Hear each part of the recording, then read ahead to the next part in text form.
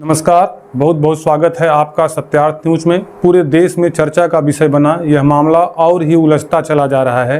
वैसे तो यह मामला पति पत्नी के बीच का है, लेकिन सोशल मीडिया और मेन स्ट्रीम मीडिया ने इसे अब सार्वजनिक मामले का रूप दे दिया।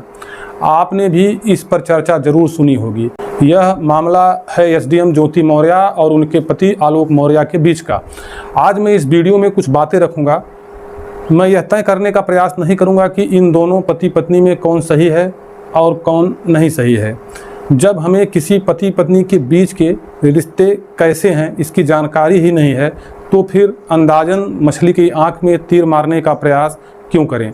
यह वीडियो देखने के बाद आप स्वयं तय करें कि पति आलोक मौर्य या पत्नी ज्योति मौर्य में किसका पक्ष सही है और हमें किस पंक्ति में खड़ा होना है। अगर यह मामला केवल पति पत्नी का होता तो इसमें वीडियो बनाने का कोई औचित्य ही नहीं होता, लेकिन यह मामला पूरे समाज और देश पर अपना बड़ा असर डाल रहा है। इसी समाज के लोग अब अपनी पत्नी को पढ़ा लिखा कर आगे बढ़ाने से साथ छोड़ रहे हैं। एक खबर आई है बिहार के बक्सर से, जहां पति पत्नी पुलिस स्टेशन पहुंच गए। पति का कहना है कि उसकी पत्नी पढ़कर जब आगे बढ़ जाएगी तो उसका साथ छोड़ देगी, इसलिए उसकी पढ़ाई ही छुड़वा दी। अब आप सोचिए। यूपी का घटना घटा है ज्योति मौर्य वाला। मेरे पति चाहते हैं कि अब हम भी नहीं आगे सक्षम हैं पढ़ाने में। कि लोगों की सोच कैसे बदल गई है। पति को आशंका है कि उसकी पत्नी भी उसे ज्योति मौर्य की तरह धोखा देकर छोड़ देगी। पत्नी इसी की शिकायत लेकर थाने पहुंच गई और कहा पुलिस इसमें मेरा सहयोग करे, क्योंकि मुझे पढ़ाई आगे जारी रखनी है। साथ में उसने कहा कि क्या एक ज्योति मौर्य के गलत करने या धोखा देने से सभी महिलाएं ऐसा ही करेंगी। बात तो सही है, सभी महिलाएं तो ऐसा नहीं करेंगी, या अभी तक तो ऐसा नहीं हुआ है कि सभी महिलाएं ऐसा कर गुजरी हों। एक और मीम खूब चला है कि बेटी पढ़ाओ लेकिन पत्नी नहीं। अरे भाई, पत्नी भी तो किसी की बेटी ही है। सोशल मीडिया में 136 पत्नियों को लेकर यह दावा किया जा रहा है कि उनके पतियों ने विभिन्न प्रतियोगी परीक्षाओं की तैयारी कर रही अपनी पत्नियों को वापस बुला लिया और उनकी पढ़ाई बीच में ही रुकवा दी। हमें यह तो नहीं पता कि यह दावा 136 पत्नियों वाली बात कितना सही है, लेकिन यह तो ज़रूर है कि इस खबर ने लोगों के विचारों को कुंठाग्रस्त किया है और नारी उत्थान की बात करने वालों को सोचने पर मजबूर कर दिया है। आप पटना वाले खान सर को तो जानते ही होंगे। इनका भी कोचिंग संस्थान है। भारत में जाने माने टीचरों में इनका नाम है। इनका भी दावा है कि 93 पतियों ने ज्योति मौर्य वाले मामले के बाद अपनी पत्नियों का नाम मेरे कोचिंग संस्थान से कटवा दिया।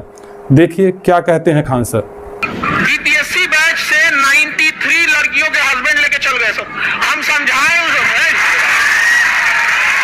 गलत बात है ये, ऐसा नहीं होना चाहिए। आप बहुत गलत है। किसी की गलती की सजा किसी को कैसे दे सकते हैं। आज से 13 साल पहले 2010 में आलोक मौर्य और ज्योति मौर्य का विवाह हुआ। ज्योति मौर्य पढ़ने में बहुत ठीक थी, तो उनके पति आलोक मौर्य ने उनकी पढ़ाई जारी रखने को कहा। पति आलोक मौर्य ने ज्योति मौर्य का भरपूर साथ दिया, जिसका जिक्र ज्योति मौर्य स्वतः यूपीपीएससी यानी पीसीएस बनने के बाद करती हैं और अपनी सफलता का श्रेय आलोक मौर्य और अपने ससुर यानी आलोक के पिता को देती हैं। शादी के 5 साल बाद 2015 में ज्योति मौर्य को 2 जुड़वा बेटियां पैदा होती हैं और उसी वर्ष 2015 में ही ज्योति मौर्य ने यूपी पीसीएस की परीक्षा 16वीं रैंक के साथ पास कर ली। आलोक मौर्य का कहना है 2020 तक सब ठीक ठाक था, लेकिन इसके बाद उनके जीवन में होमगार्ड जिला कमांडेंट मनीष दुबे की एंट्री होती है और एक हंसता खेलता खुशहाल परिवार टूटने की कगार पर आ गया। तलाक की नौबत आ गई। अब दोनों तरफ से आरोप प्रत्यारोप का दौर शुरू होता है। ज्योति मौर्य का व्हाट्सएप चैट पब्लिक में वायरल होता है। ज्योति का दावा है कि उनके पति आलोक मौर्य ने ही वायरल किया है, जो उनकी निजता पर दखलंदाजी है। आलोक मौर्य का दावा है कि उनकी पत्नी एक डायरी मेंटेन करती थी। ऐसा आलोक मौर्य ने कहा कि उनकी पत्नी एक डायरी मेंटेन करती थी जिसमें रिश्वत का सारा कच्चा चिट्ठा है और वह डायरी मीडिया तक पहुंच गई।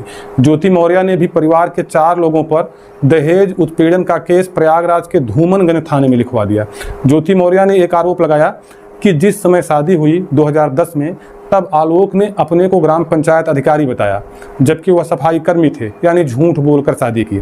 खैर, इस मामले में कोई दम नहीं दिखता, क्योंकि शादी के 13 सालों बाद अब यह समझ में आया कि उनके पति ने झूठ बोलकर शादी की। वह कोई अनपढ़ महिला तो नहीं है कि इस झूठ को इतने सालों तक जान ही नहीं पाई, और अब बात तलाक तक पहुंच गई। ज्योति मौर्य को पीसीएस पास किए हुए भी लगभग 8 साल हो गए। अब जब दोनों के संबंध खराब हुए तो इस झूठ का पता चला।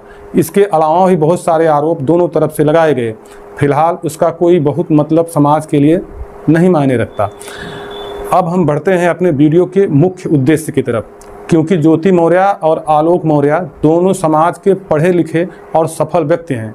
उनके एक एक किए गए कृत्य का समाज पर बड़ा असर पड़ेगा।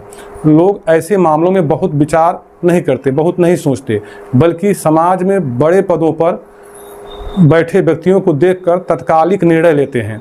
ज्योति मौर्य पीसीएस हैं, वह समाज के लिए एक आइकॉन हैं। उनके द्वारा किए गए हर व्यवहार और कृत्य का लोगों पर सीधा असर पड़ेगा। भले ही यह उनका निजी जीवन हो, फिर भी उन्हें यह सोचना होगा कि समाज में कोई गलत संदेश न जाए, लोग प्रभावित होकर इसे ही परंपरा न बना लें। मैं आप लोगों से कहना चाहूँगा कि आप पहले किसी विषय के बारे में सोचें समझें, बिना सोचे समझे ही अवधारणा न बनाएं। हम अपनी ओर से ईश्वर से प्रार्थना करेंगे कि ज्योति मौर्य और आलोक मौर्य का जीवन पहले जैसा खुशहाल हो जाए। हम आपसे भी आग्रह करते हैं कि इस मामले में अपना विचार कमेंट बॉक्स में ज़रूर रखें। फिर मिलेंगे किसी दूसरे वीडियो के साथ। धन्यवाद।